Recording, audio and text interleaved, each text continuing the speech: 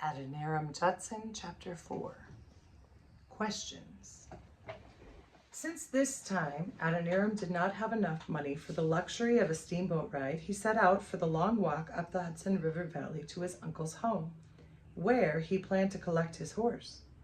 He slept in haystacks and worked for farmers in exchange for meals. As he made his way, he wondered what had gone wrong. He had set out from Plymouth with such high hopes, but they had all come to nothing. He wondered also what had become of Jacob Eames. Together they had made so many plans, and now Adoniram was without any plan. He had tried everything he thought would make him happy, but nothing had. He was sure that somehow things had worked out better for Jacob Eames. Jacob was probably working for some important law firm by now, well on his way to becoming a famous attorney or even a senator. Finally, after several days of walking, Adoniram arrived back in Sheffield. His horse was there, but not his uncle. Instead, he was met at the parsonage door by a man just a few years older than he. The young man introduced himself as a newly ordained minister who had been sent to fill in for his uncle for 2 weeks, while he was away on business.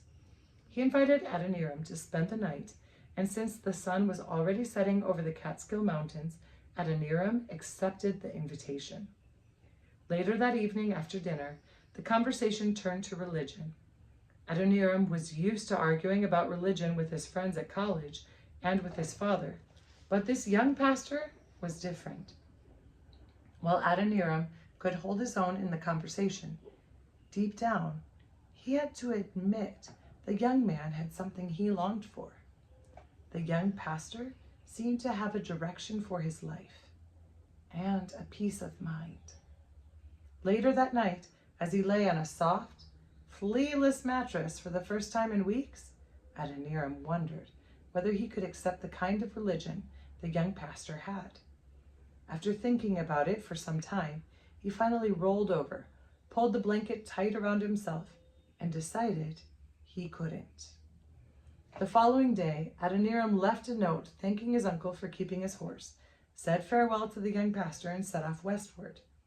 Fall had come early that year, and he was fascinated with the waves of red and gold leaves that bobbed in the wind for as far as he could see. He rode on all day, and at nightfall he came to a small village. Adoniram tied up his horse at the local inn and went in to rent the cheapest room available for the night. Inside, Adoniram found a man with enormous hands, pouring ale for customers, who were seated around the bar and at tables dotted throughout the smoke-filled room. Adoniram guessed the man was the innkeeper and walked over to him.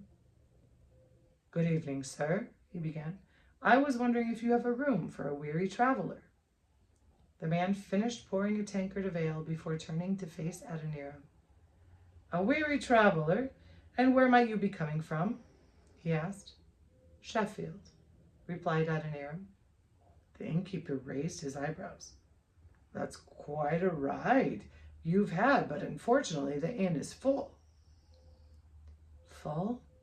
repeated Adoniram before breaking into a smile as he thought about all the rat holes in which he had slept in New York City. "I can assure you, sir, I'm not picking. Isn't there a bed somewhere I could sleep in? Or even a mat by a fire? I don't know these parts, and I'm reluctant to ride on after dark." "And so you should be," replied the innkeeper. "There's been some bad things happening after dark in these parts." He squinted at Adoniram. "I'll tell you what.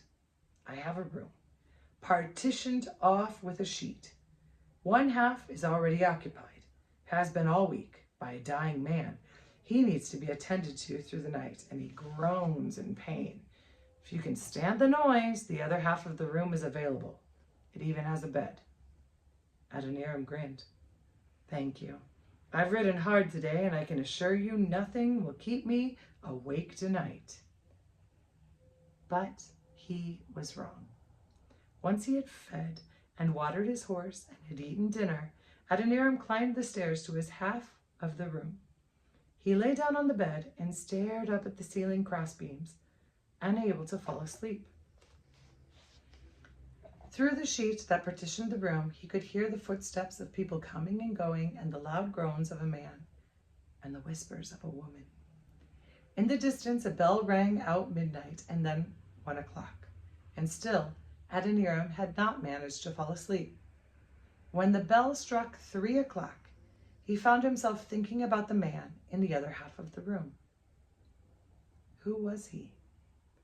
Had he done everything he wanted to do in his life? Did he know he was dying? And did he fear death? Then he began asking himself the same questions. In the dark, miles from home, and without any plan for his future, Adoniram's deist beliefs, which had seemed so fine in college, were empty and joyless. He thought about the young pastor at his uncle's house, and he envied the man's sense of purpose in life. After a while, he switched his thoughts back to the dying man. Where would he be buried? Did he believe in life after death, or did he think his soul would rot right along with his body? After letting his mind wander down these paths for nearly an hour, Adoniram came to his senses. What was he thinking? He was an intelligent young man, college valedictorian, and winner of debates and arguments. He could almost hear Jacob Eames laughing at him for indulging in such pointless thinking. Finally, at about 4 o'clock, there was silence on the other side of the sheet, and Adoniram finally drifted off to sleep. As he slept, he dreamt of skeletons dancing on graves and ghosts laughing at him. He was glad when the sun rose and it was time to get up. He collected his things and prepared himself for the next leg of his journey westward. Is it too late for breakfast? He asked the innkeeper at the bottom of the stairs, noticing the room was almost empty. No, I still have some oatmeal in a pot over the fire. That should stick to your ribs for a while, replied the innkeeper, picking up a wooden bowl from the table and walking over to the fire. So how did you sleep? I hope the noise didn't disturb you too much. No, lied Adoniram. And how is the man in the next room? Dead, replied the innkeeper, ladling out a big helping of oatmeal. He died at about 4 this morning. The word dead echoed around Adoniram's head.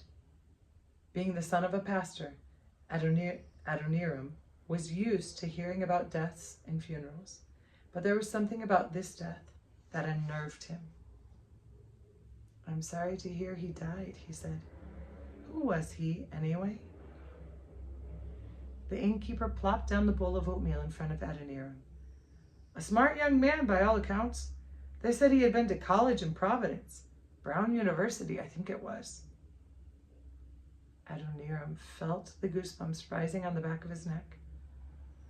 Do you know his name? He asked soberly. Of course, replied the innkeeper. I've had to send for his family. His name was Eames, Jacob Eames. Adoniram let out a loud gasp. Jacob Eames was dead? It was almost too unbelievable to grasp. His closest friend from college had died, not more than 10 feet away from him, and he had not known. Every groan, every rasped breath he had heard in the night was Jacob's. The questions he had asked himself in the night all had answers now. Jacob Eames did not believe in life after death. He did not believe his soul would live on. He was gone forever, and well before he had accomplished the things he'd set out so determinedly to accomplish. Are you all right? Asked the innkeeper. Surely it wasn't someone you knew. Adoniram nodded, unable to speak. In fact, he said very little for the next several hours. He just sat by the fire, staring into the flames, the bowl of oatmeal now stone cold on the table in front of him. People came and went. Jacob Eames' body was carried out in a pine coffin. But Adoniram did not move. It was well into the afternoon before he had recovered enough from the shock of Jacob's death to saddle up his horse and ride on. Adoniram had ridden about an hour westward when he could stand it no more. repeated over and over in the clop of his horse's hooves, Adoniram could hear the words, "He's dead. He's lost." When he came to a fork in the road, instead of turning right, Adoniram turned his horse completely around and headed back the way he had come. He was going home to Plymouth to get some answers. When he finally arrived home on September 21st, 1808, his parents were surprised to see him. His mother assumed he had come home to reopen the academy, and she bustled about making plans for him. However, Adoniram made it clear to her he did not want to become a school teacher again. He did not want to settle back into the life he had left. Thoughts of Jacob Eames' death haunted him, and he needed to decide whether or not he could accept the faith his father had taught him. In his heart, Adoniram felt pulled towards Christianity, which provided so many answers to the questions about having peace and purpose in life. But he had a well-trained mind that would not yield to things that didn't seem logical. There were just too many unanswered questions for him to throw his lot in with his parents' religion. During his first week at home, Adoniram explained what he was feeling to his parents, but they had no idea how to help him. During his second week at home, two important visitors came to stay with the Judsons. Dr. Stewart and Dr. Griffin were well-respected pastors who had graduated from Yale University. They had come to discuss the final plans for opening a theological seminary in Andover, Massachusetts, where they had both been invited to teach. Mr. Judson had long been interested in the project and supported it in any way he could. Adoniram plied the two men with questions, but every answer they gave led to another question. And before they could answer all the questions, it was time for the guests to leave. However, they had sensed Adoniram's sincerity and made him a strange offer. They invited him to enroll in the new Andover Theological Seminary, not as a regular student who was going to become a pastor, but as a non-Christian who wanted to study more about Christianity. Adoniram thanked them for the offer and then turned it down. Instead, he went to Boston, where he got a job as an assistant teacher. He was happy enough doing this, except for one thing: the memory of Jacob Eames' death. The questions about it would not go away, and Adoniram knew he would not be happy until he found the answers he sought. As he thought about it, there was only one place where he would find those answers: the new theological seminary in Andover. On October 12, 1808, Adoniram Judson entered the seminary at Andover. It was not at all like he'd expected. To begin with, Andover was the most remote town he'd ever lived in. Being there was like going back 100 years. The mail was delivered only 3 times a week, and there were no newspapers delivered to the town at all. The religion of the Pilgrims was still practiced and enforced by law. It was illegal to travel anywhere but church from sundown on Saturday until sundown on Sunday, and all work, including cooking and hobbies, was forbidden during this time. Also, Christian sermons and the Bible were the only things allowed to be read on Sundays. Anyone caught disobeying these laws was thrown into prison. Life inside the seminary was also like going back in time. The students chopped their own firewood to heat their rooms, drew their own water from the well, and took turns helping the cook, Mrs. Silent Smith.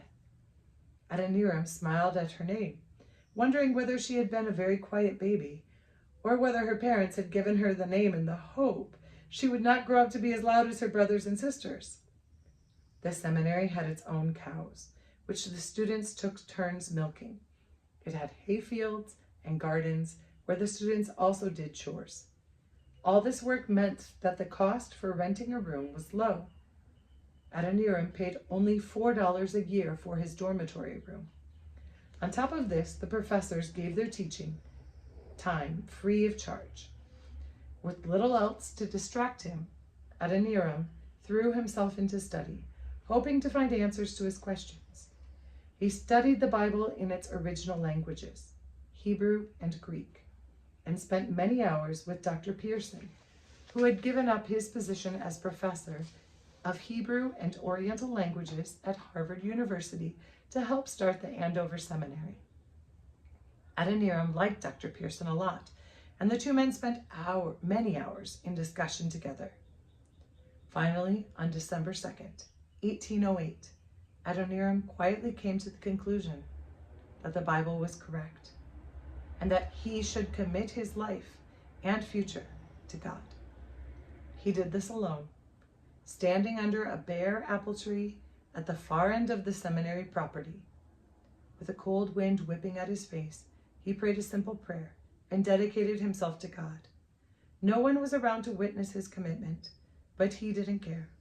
For the first time in his life that he could recall, he felt free. It was not his father's faith in God he was relying on now. It was his own. Later, as he walked back to the dormitory room, Adoniram wondered what this dedication of his life to God would mean.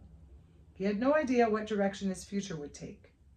6 months later, in June 1809, Adoniram went home to Plymouth and officially joined his father's congregational church.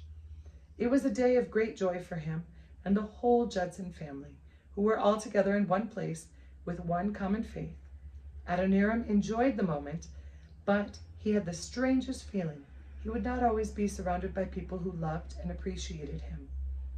He couldn't say why he felt that way. He just did. When Adoniram returned to Andover for his second year, a new professor had joined the staff. The professor was Dr. Griffin, the same man who had visited the Judson home and encouraged Adoniram to sign up for Andover in the first place. Adoniram was glad to see him again. Adoniram worked hard in his classes, and since he was a fast worker, he often found himself with extra time on his hands. He liked to pass this time in the small but growing seminary library, reading all the new books and pamphlets donated by pastors in the area. One day, as he rifled through a stack of books, Adoniram came across a pamphlet he had not seen before. It was entitled The Star of the East, and it was written by a Dr. Buchanan who had been chaplain to the British East India Company for many years. Adoniram signed the pamphlet out and took it to his room to read. The type was small, and he had to sit by the window to get enough light to read by. As he read, his heart began to race. Dr. Buchanan told how the people of India were steeped in superstition and practiced idolatrous religions, and how the time was right to share the gospel with them. Something stirred deep inside Adoniram. He knew he was staring at his destiny. Over the next several weeks, Adoniram could hardly pay attention to his studies. His head was filled with the stories he had been reading. There was the story of William Carey, the English shoemaker who had gone as the first Baptist missionary to India, where he had started a thriving Bible translation, printing, and distribution network. And there was the story of Robert Morrison, who had managed to translate the Bible into Chinese right under the noses of the Chinese authorities, who would have killed him had they any idea what he was up to. But most inspiring of all was the book, an account of an embassy to the kingdom of Ava, written by Michael Symes, a British army officer whom the Governor General of India had sent to Burma in 1795. While the book had lots of dull facts about the various successes and failures of Symes' diplomatic efforts, shining through its pages was a glimpse into a strange and distant land, a land where the king's word was law, and a man could have his hand cut off if he failed to lower his eyes when the royal shadow passed his way. It was a land where the people worshipped Buddha and believed that they each had many lives, and that what they did in this life determined the form in which they would return. If they were bad, they might come back in the next life as a rat or an ant. If they were good, as a prince or a princess. Adoniram read all he could about Burma and the Buddhist religion. The more he read, the more convinced he became that God was calling him to be a missionary to these people. He would be the first missionary ever to leave the shores of America for a foreign land. He didn't know how it would happen, and he didn't know when, but he did know it would happen.